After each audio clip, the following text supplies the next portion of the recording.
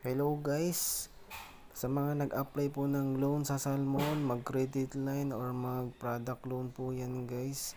Ito po yung way para mabawasan po ang interest nyo. Kailangan nyo pong i-chat si customer service ni Salmon Philippines. Ito yung page po nila guys sa Facebook po yan guys. May page po sa Salmon Philippines, search nyo lang po. Tapos i-message mo po sila itong name, mobile number, saka loan number. Malalaman niyo po yung loan number. Ito yung po yung financing number. Makikita naman po yan ganyan po. 10 number po yan. Nag-start po yan sa 20. Ayan, 10 number po yung gasit. At ibibigay niyo po yan sa Salmon. Ipoprovide niyo po yan para malaman nila kung anong mga inabil mo. So ganyan po guys, sa sobrang interest, sa taas ng interest, ayan po may comments po sa kanila na taas daw yung interest.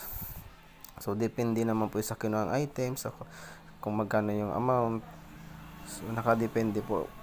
Sa gusto mo naman pong mabawasan ng ang interest o matanggal, pwede naman po yan within 15 days. Meron siya ng grace period na gano'n po.